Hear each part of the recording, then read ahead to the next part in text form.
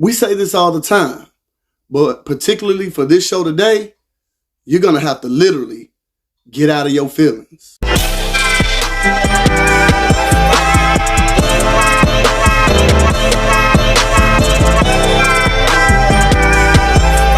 Now here's my disclaimer, because usually when I talk about this topic, people have a hard time making a difference between talking against leadership and having a healthy relationship with your leader. Now, oftentimes on my channel, I like to talk about exposing false prophets or exposing false teaching and false doctrines. And while I do feel like this is part of our duties as believers, I also feel like there are good leaders, good teachers, good ministers, good pastors out there that you can listen to and can follow. You just have to be well trained, well disciplined, and well studied so that your spirit can discern when you're hearing something wrong. And today's topic, I'm going to be talking about why we need to be careful that we're following God and not following man. Yo, I want to take a quick pause for the cause. Anybody who's watching this channel right now, all those who support the channel by hitting the like button and also sharing the videos, I want to say thank you because it helps the channel to grow and helps the content to reach a broader audience. If you haven't subscribed to the channel, I would like you to go ahead and do so. Now, this could get a little sticky because sometimes as people, it can be hard to discern whether we're in love with the teaching or the teacher. And sometimes it can be a mixture of both. But we have to be careful that Christ is our head and not the person who's teaching us. Christ is the head. This is who we should be modeling ourselves after. And if I could title this segment anything, it would be Laying the Foundation is Good Enough for Me. Let me say that for the people in the back. Laying the foundation is good enough for me. Now, if you like me and you study, when you look at the life of Jesus Christ, besides the 12 disciples, everyone in the Bible who had an encounter with God, the only thing he did for them was lay the foundation for a relationship with God. He laid a foundation for a relationship with God. He did not require these people to follow him. He did not require these people to come sit under him every Sunday and every Wednesday. Am I saying this is a bad thing? No. Because do I believe in ministry? Yes. Do I believe in going to the church house? Yes. But what I'm saying is we have to be practical in order to have a healthy relationship with these leaders and these pastors and these bishops that we have. Example, when you go to high school, they don't make you stay there forever. What they're there to do is to lay the groundwork and the foundation and the basic principles so that you can have a basic understanding and a basic education. It's up to you to go out here in this world and expound upon the basics, to build the kingdom bigger, to build that education higher and higher and higher. This is why we call it higher learning. Now, I agree, some people cap off at a certain point because they don't want to go any higher than they've been. They don't want to go any higher than the basics, and that's fine as well. But for those who want to go higher, you'll notice the channel is Higher Heights, and that's who I'm speaking to today. For instance, what if the Wright brothers would have stopped with their basic education? Would we have ever had an airplane? What if the telephone had stopped at its infancy stage? We would have never got the pager, the payphone, and the cell phone, or the iPhone 6, right? Now, why am I saying this? It's because sometimes as people, we don't understand that everybody's process is different. And it's not up to me to dictate what your process is. My only job is to lay a foundation. Now, if you're like me out there, I love to learn. I feel like I can learn from anybody. And most of us are like that. We pick people or situations in life that we say, hey, I like the way that looks. I would like to model myself after that. And that's okay and it's fine. But what ends up happening when you sit under somebody for so long, or when you learn from somebody so long, what the problem with that is, they eventually are going to put their feelings, their thoughts, and their opinions about something. You notice on my channel, my videos are short. I get to the point, I say what God has to say, and then I get out of there because I know after doing this for so long, I'm going to eventually tell you how I feel about what I'm saying. And that's not what I want to do. I want to let you have your own interpretation dealing with God about the revelation that he wants to reveal to you. That's why one of my biggest pet peeves is to not just take my word for it. If it sounds good, don't give me the glory, but give it to God and to go study for thyself so that you can say whether or not you agree. I don't need you saying amen just to say amen because it sounds right. I need you to know. You know, what if the people who built your house actually came back and told you how to decorate your house? You probably wouldn't like that very much. After all, you're the one who's got to live here.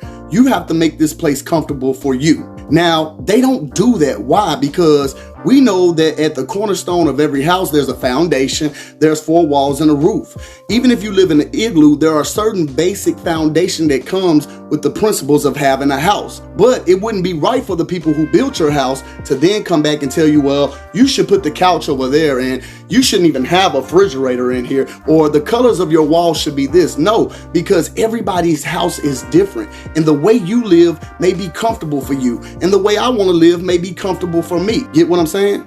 Follow me, because I do have a point here. Now, it's okay to listen to people. It's okay to learn from people. Why? Because the basis of everything, especially relationships, have certain cornerstones or constants, or what we used to call them in math. Things that are consistently the same throughout everything. There's not any variables. Nothing changes within these constants. That's what a constant is.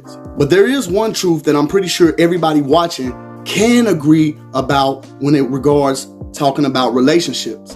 That every relationship is different. Meaning, what it takes to make your relationship run, it might look way totally different over here in my relationship, right? And this is exactly what we're talking about when we say your walk with God or walking with God. We're simply referring to a relationship with God. You see, it's hard for us to accept that everybody's relationship with God doesn't look the same. At the basis, we all have the same chief cornerstone. That's Jesus. And there's certain things that he told us all to do and us all to be like.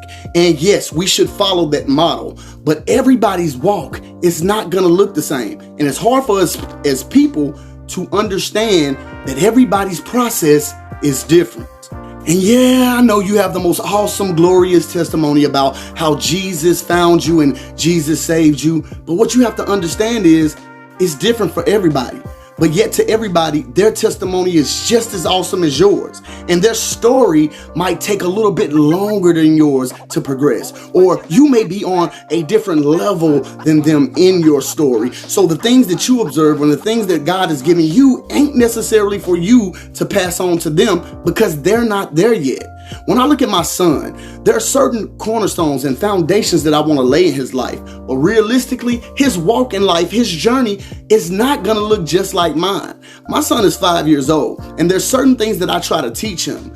And if I look at him for the things that I try to teach him and think he's just going to get it like that, every day I'm going to look at him with disappointment because his walk doesn't look like I necessarily want it to look. It doesn't look like I feel it should look. But when I become mature and realize he's got to go through his process, then I can better love him. I can understand him. I can be compassionate. I can be aware of what he's going through because I'm looking through the lens of a person who realizes that he has a process, that he has a journey, and I'm not constantly overlooking his shoulder because the reality of life is I'm laying a foundation and giving him a cornerstone. Meaning, son, I know that I'm not going to be with you each and every day of your life to tell you to do A, B, C, D. So you're going to make some mistakes and you're going to bump your head and you're going to double back sometimes. And some things you're going to get right off the bat. And it may not look like me. Some things you're going to do better than me. Some things you're going to learn faster than me. And some things it's going to take you a little more longer to learn.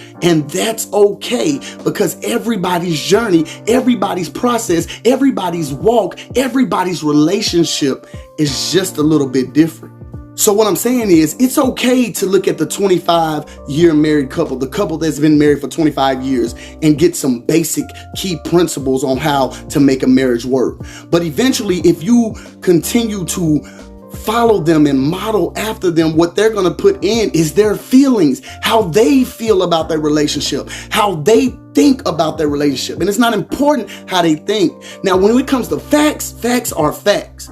But when it comes to how you feel and what you think made your relationship work, I don't need that. Because what y'all are going through on year 25, the level of maturity where you can break things down a certain way on year 1, on year 5, on year 10, we're not there yet. And it's going to have to be okay with you that it doesn't quite look like that. See, when it becomes unhealthy, we begin to feel lost. We begin to feel like we'll never get there.